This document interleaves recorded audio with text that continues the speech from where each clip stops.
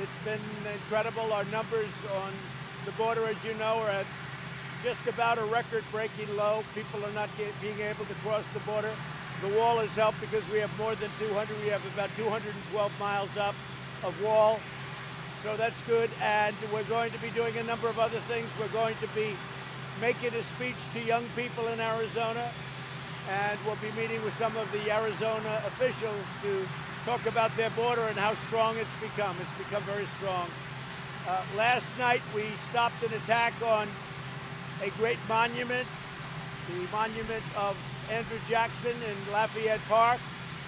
And I just want to thank law enforcement. They did a great job. We were working very closely with the White House Secret Service and some of our executives.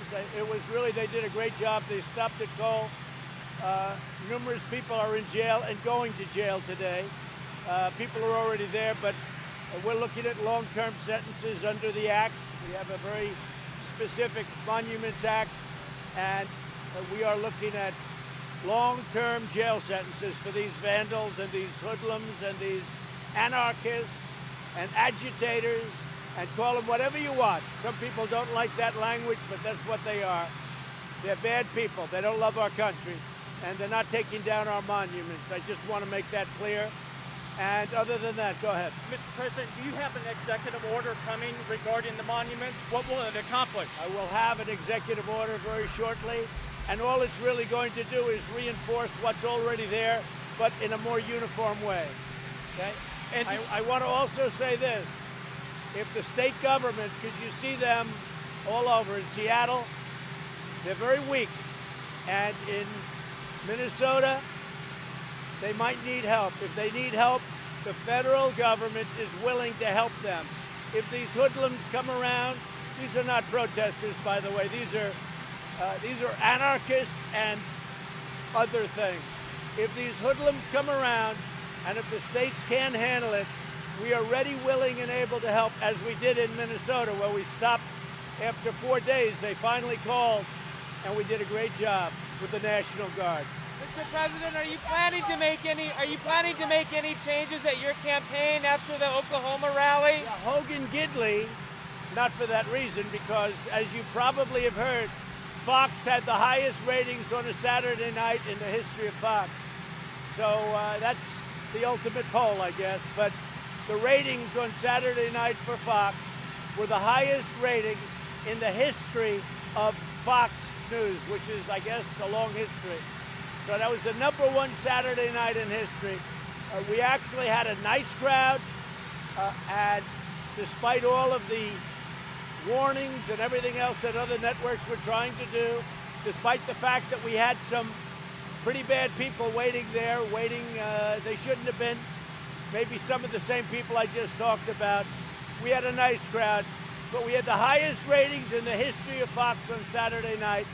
And online, I heard the record was unbelievable. I heard the numbers were unbelievable. I think you probably know that. What were the numbers online? Do you know? I don't know, sir. Well, you should know, because you should report it. Mr. President, are you still When you said you asked your people to slow down testing, were you just kidding, or do you have a plan to slow down testing? I don't kid. Let me just tell you. Let me make it clear. We have got the greatest testing program anywhere in the world. We test better than anybody in the world. Our tests are the best in the world, and we have the most of them. By having more tests, we find more cases. We did 25 million tests. Think of that, 25 million. If you look at other countries, they did 1 million, 2 million, 3 million, big countries. We did 25 million, way more, by double, triple, quadruple any other country. Therefore, we test, we're going to have more cases. By having more cases, it sounds bad, but actually what it is we're finding people.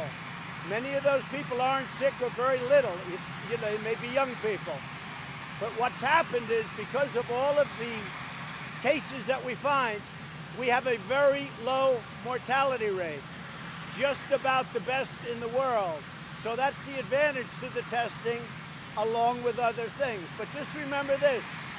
The reason we have more cases than other countries is because our testing is so much. Other countries Other countries, listen, other countries do very little testing by comparison. So we're going to do this year, right now, up till yesterday, I think they told me, we're over 25 million tests. Other countries are at 2 million, 3 million. Here's what I say. Testing is a double-edged sword. In one way, it tells you you have cases. In another way, you find out where the cases are, and you do a good job. We are doing a great job. We have never been credited for it. We're doing the best testing job anywhere in the world. We're doing the best ventilator job anywhere in the world. We're now supplying ventilators to the entire world. Nobody else has done that. Nobody else. Countries don't have ventilators. They call the United States. We've done a great job. We have not been given credit for it. The other thing, the Tulsa rally was incredible. Despite all of the horrible, ominous warnings that you people put out over a period of 2 weeks, the crowd was wonderful. They were warriors. It was a great crowd. But many of them stayed home and watched television. And what happened is Fox on Saturday night